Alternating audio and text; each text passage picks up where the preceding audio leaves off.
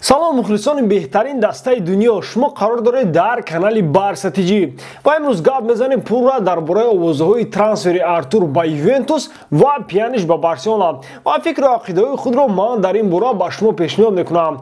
Агар мухлиси Барселона бошед, то ҳатман дар канал обуна шав бародар, зеро ту дар ин ҷо аввалин шуда аз хабарҳои дастаи дӯстдоштаат бохабар хоҳӣ шуд. Ва лайки қиматбоҳои худро аз ёд набарор, зеро ин чизҳо барои пешравии канал хело муҳиманд.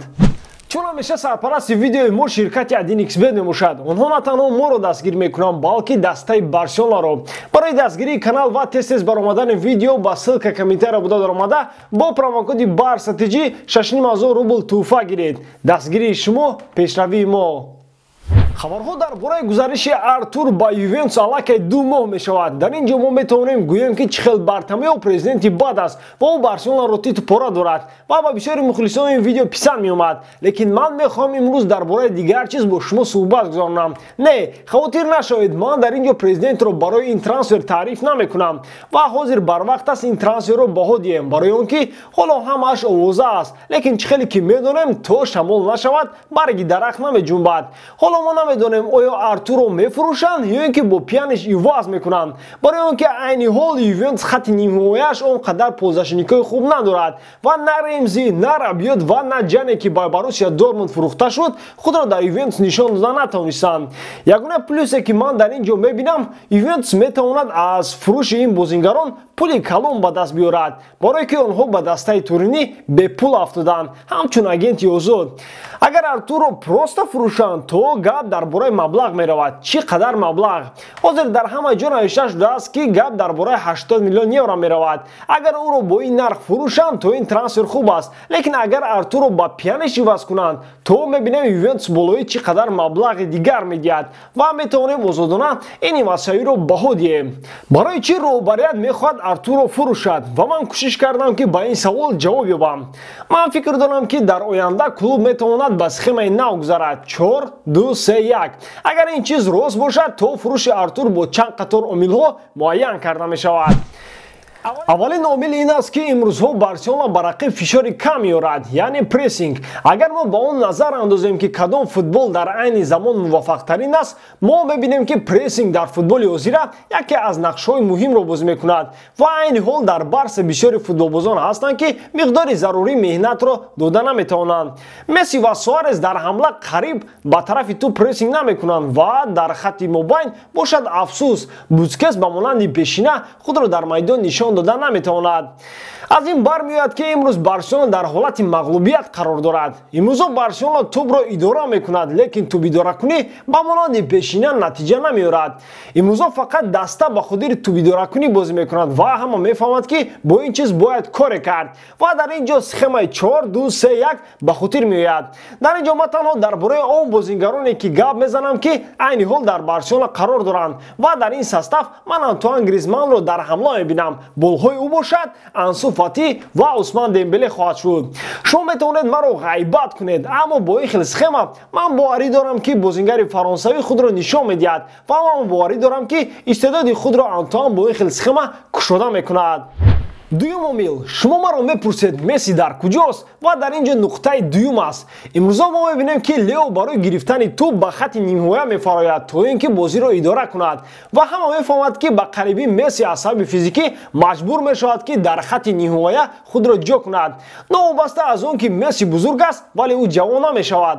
бо ин хел роҳ камбудии Мессиро пинҳон мекунем ки ӯ прессинг карда наметавонад ва ӯ фикри худро ба ҳамла мегирад ва дар чунин шароит ба мо ду бозингари лозим мешавад ки дар майдон миқдори калони корро кунад.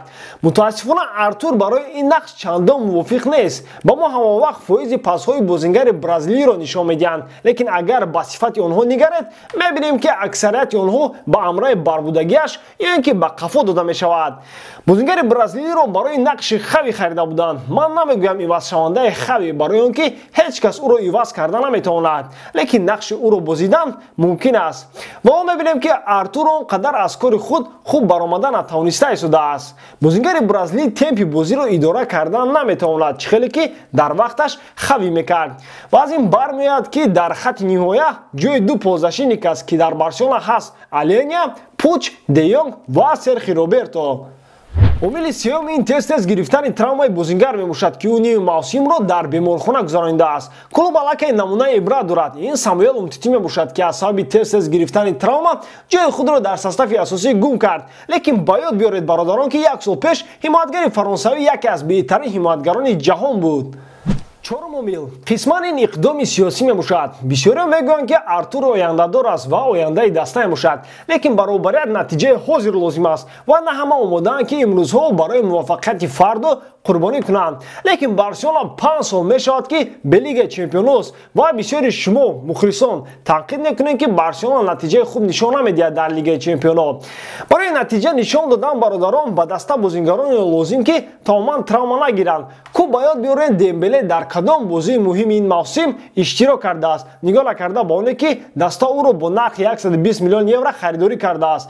اگر این خیلی بازیکنان در بازی‌های مهم از سبب تравма بازی کردن نتوانند، از دیگران چی امید؟ همه میخواهد که مسی نتیجه بازی رو دیگر کند، لیکن نه همه وقت مسی در فرم بهترین قرار دارد. دیگر بازیگر نیست که بازی رو با عهده خود گیرد. برای همین سخمه بازی رو عوض کردن لازم است، وگرنه لیگ چمپیون ها رو 10 سال ها نمیبینید.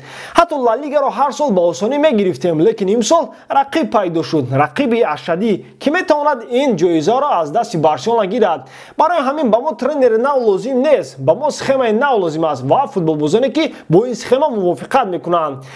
اگر شما ما رو پرسید که از این عوض کنی کی بسیارتر فایده میارد، بارسلونا یا اینکه یوونتوس، تو در این سوال جواب دادن مشکل است، لیکن من فکر خود را به شما بیان میکنم.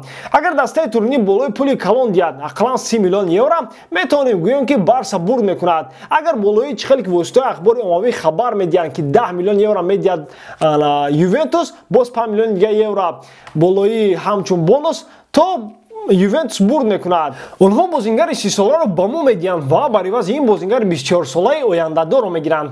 10 میلیون یورو عین حال پول نوچیز است با این خیلی کلوب کلان و من میشمارم که پول فروش آرتور 80 میلیون یورو رو با خرید حمایتگر نو صرف کنند و با جای آرتور کاوتینیو رو در ساستاف استفاده آورند. با این خیلی سخمه که ما در بالا گفتیم کاوتینیو خود رو گم نمیکند. بعد گفتنیم برادران که با همه این اوضاع نگاه نکرده آرتور در بارسا بازی دارد و خود چه خیلی گفته بود آینده خود را در بارسلونا می‌بیند. این معنای آن را دارد که بازیگر خاراکتر دارد و بازیگران خاراکتردار وقتی آخر در بارسلونا نمی‌رسد.